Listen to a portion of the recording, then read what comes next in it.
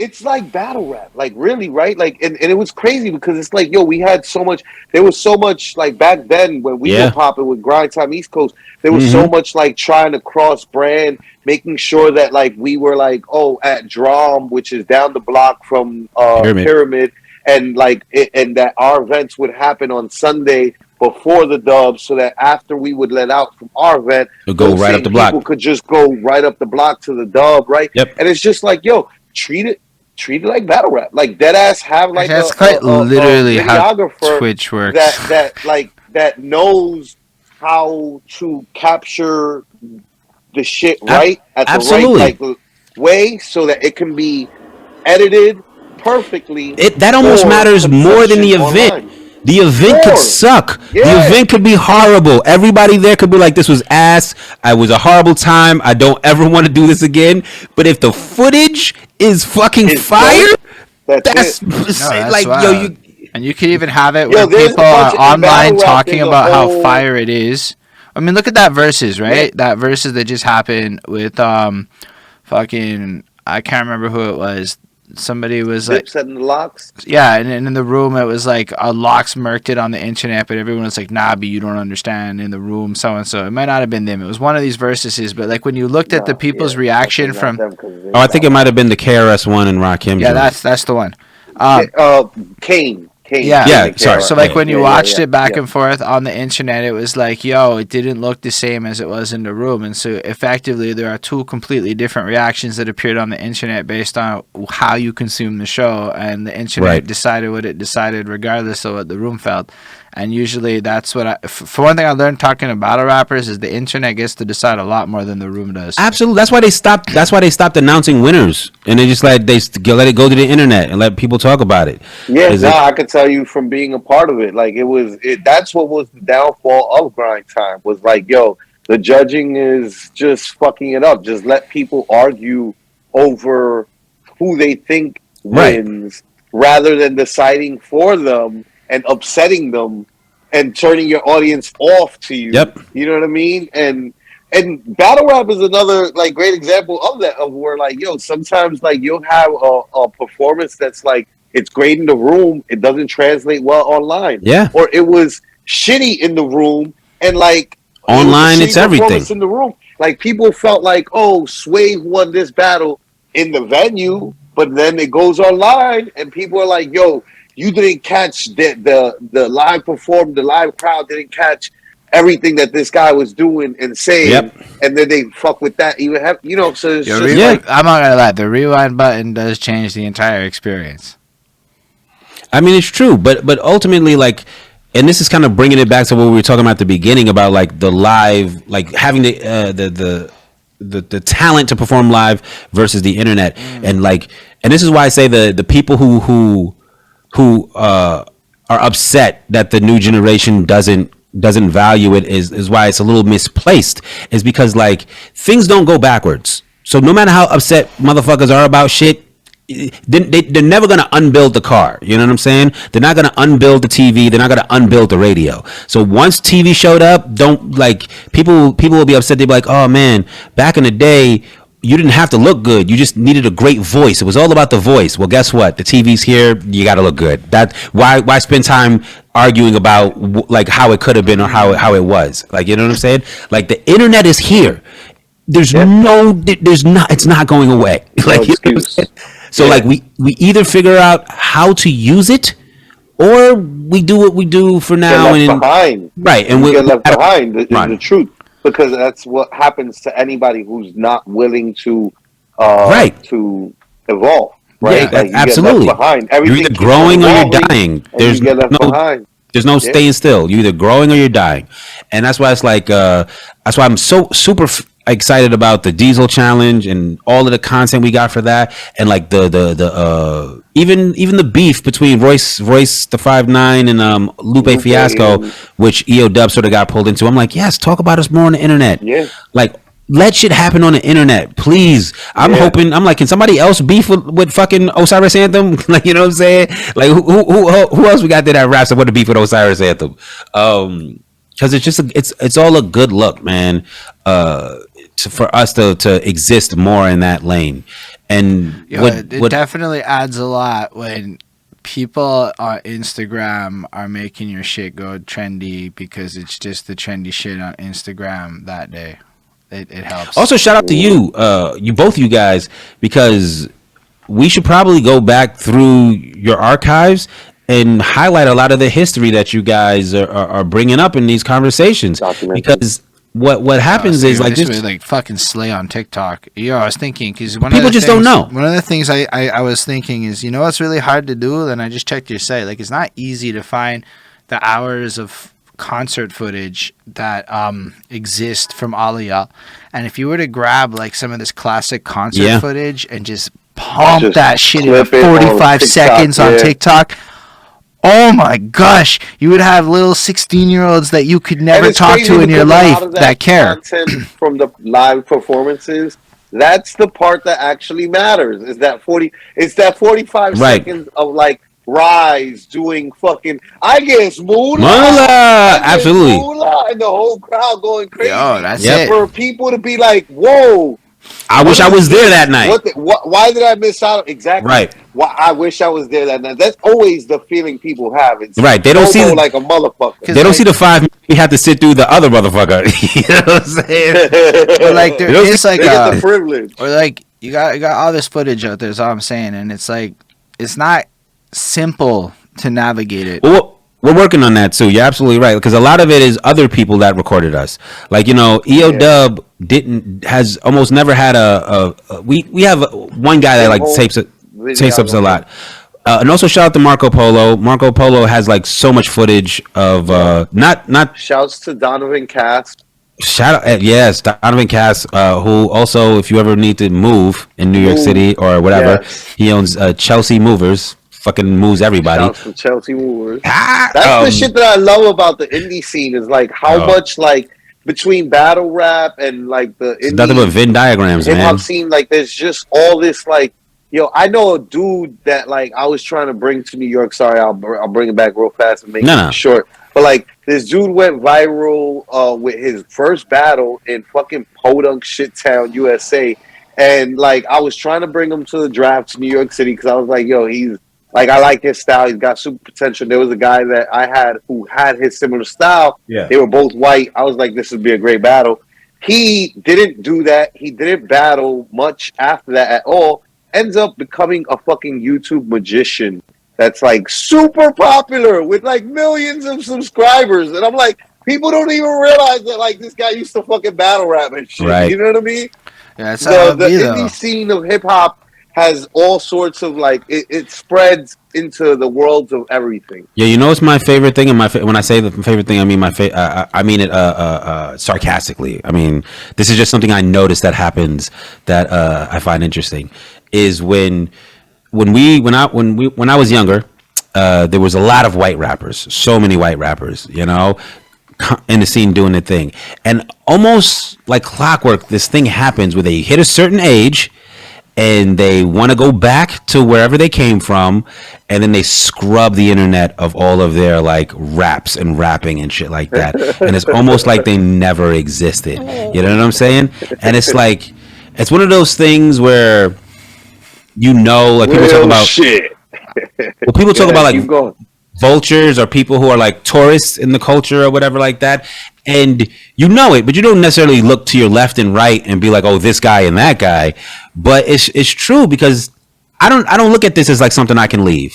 You know, even no matter which direction my life goes, no matter like how much responsibility I get, like I'm always gonna want to rap and make music and at least like be involved in music, you know, because I've always said that is that like it doesn't matter how old I get, I'm gonna have to make music to get out my creativity. I need to release that creative stream of thought of creativity, period. Philosophy, or man. I'm gonna get stuffed up as a human being, and I'll just become a decrepit piece of shit that's just like angry and miserable at everything. Like, right. And I need to do music to release. I just also don't understand how you can go through this giant phase of your life and then be like, nah, I'm gonna go like, I mean, I know why, but like, I mean, it's just like people who go backpacking in Europe. You know, you backpack while you're in Europe, and then you go home to where you're from, and that's why they call them tourists. You know, but it's just it's so fascinating to me how many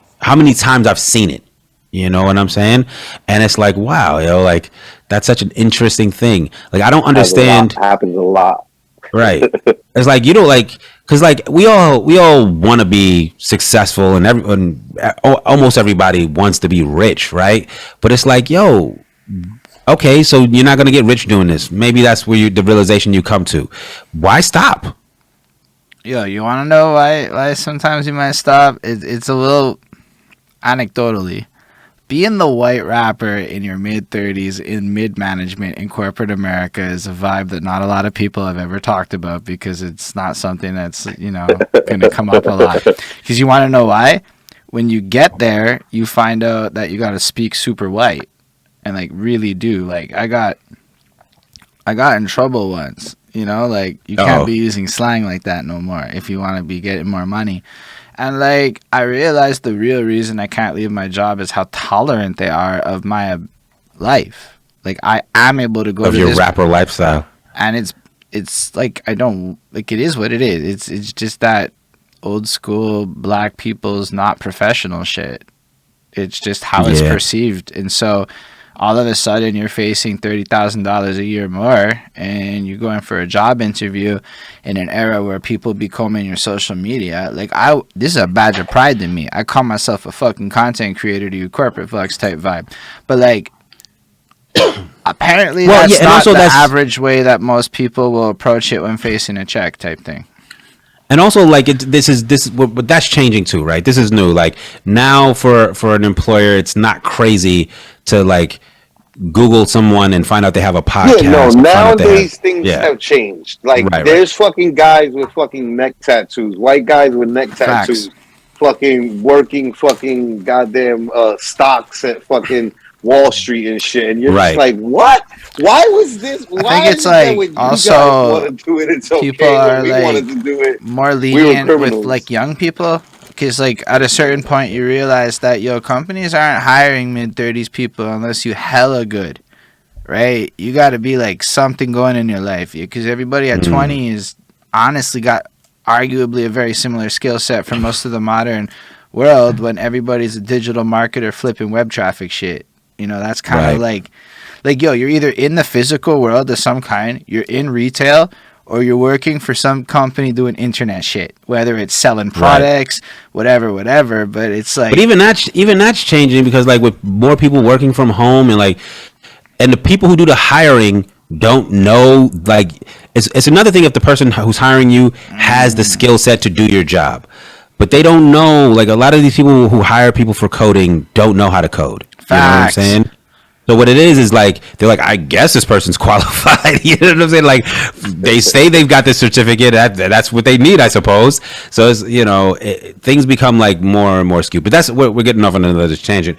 I'll say like it's just interesting to me, and I think another part of it that has to do with the fact is like my friends, the people I actually hang out with in life, are still artists, are still rappers, are still other people who do other kinds of arts. They like painters, whatever. Like I am an artist surrounded by artists, and I feel like maybe a lot of these white rappers, I don't want to say they're real friends, but like the people that they like have to be around. It's the colleague shit though. It's like you're right. You end up not in artists. These worlds with homeowners and parents, and like no homeowner. Arguably, I make less money because of my lifestyle rather than anything to do with my work quality. Yeah, because you'd rather keep it real. No, it's not that. I'm fucking with you. I mean, yes, sort of, but like, I'm kind of more in the vein of, I didn't just jump into making music because it was nothing to me. I mean, I've been writing raps and poetry since like half my life. Like I just don't know how to be. There's a happiness that comes with that. Absolutely. There's a contentness that comes with that. Like a lot of people I know are honestly, they make music to make money, and at no point in my life have I made music to make money. I've always made money to make music. I don't know if that and that's like just like I honestly needed to get more money in life because I can't make more music. Like right now, the music I want to make is out of my price range, so I have to figure out how to get more money so I can make the music in my head. And that's real, and which is crazy is like most successful people already say that. They say like, yo, if you do it for the money, it doesn't work out. You know what I'm saying? Yeah. Not don't be smart about your money. Not don't make sure you get paid for your work, but like if the intent that the reason you do it is for money, when the money doesn't come the way you want it to come, you're gonna quit. You know, and that's what a lot of people do. But on that note, how much more time? No, we there's no more like. Okay. I don't. Yo, Feel free. Like it was a long, good, not like long enough. Long. No. This was a great conversation. This was a good long conversation. I almost want to be like, yo, let's get up and talk again sometime. No, that's actually Yes, let's like do I that. think there's a lot of value in having somebody like you, especially with your role, almost come back in and maybe even do like a regular 6-month update and bringing people into what end of the week is, because you have you know so what I'm far pissed off been about today? the best ambassador for end of the week I've talked to make it compelling to like a me, which is Okay. which is maybe like a different way of looking at it, because that I'm gonna put that on my artistic resume for right now. It's like, yo, the best end of the week ambassador. And I say it because, like, you seem to get that the whole world's not New York City, which is a bit of an end of the week's got a bit of a learning curve. And I'm not from New York City. Well, yeah. You know, when the small pond that you're in is New York City, it's very easy to forget that shit is happening other places. But with that, I think this is really cool. And it's like, it makes me feel like even more inspired for end of the week having talked to you on the real. But also, thank you for, like, taking the time to share stuff with us and just take your time like that. It's really appreciated. Of course, man. Thank the both of you guys. Thank you for real. And yo, thanks everyone out there who's what's your favorite movie from back in the day? I have 3 favorite movies from back in the day. Hold on. Shakespeare in Love is one of my favorite movies. It's a fantastic movie. Scott Pilgrim versus the World. Oh, and The Dark Knight. So Shakespeare in Love is most back in the day. Fair. So yeah, thank y'all for I also watching. love West Side Story. Scott Pilgrim. They remade West Side Story. I'm like, why would I ever not watch the original? Like, I don't need another version of this, you know, or whatever. It's for the little ones, man, who don't have the nostalgia. That's what it's for. They should go watch the original. You know what I'm saying? I'm just saying, it's hard sometimes to go back like that. It's hard. I like Star Trek. It's hard to watch the original series. Is all I'm saying. But like, Yeah. all I have to say, it's great for everybody. Sorry, great to have you here. Thank you, everyone out there who watched this too, that saw this live, that was involved in this process. Thanks. Thank you to all the people that will watch this in the future. Y'all are wonderful. It's also great to have you in this process because, like, you know, it's like as much as we love having the conversations, that's what makes it a show. So thank y'all for Facts. being there. Make sure to follow and support End of the Week. You can find them in the easiest way at eodubeodub.com. All the stuff will be there for you to find it on your preferred whatever platforms. Make sure to follow Baxter, and it is at That Ninja Words with a Z at the end. So that Ninja Everywhere. Words. And it's got the Anywhere Z. you go, look for That Ninja Words, and that's me. And you gotta make sure to use the Z and not the S. I know Because it's hip hop. it was a big epiphany for all of us out there. But yo, we really appreciate having you here. We appreciate everybody that's out there. On that note, do you have any last words for the fine folk? Yeah, 2 things. Never trust advice that rhymes, and you got to be in it to win it. That's great. Yo, take care, everybody, and yo, live long and prosper, everyone. Shout out to Vice Versus. Gang, gang.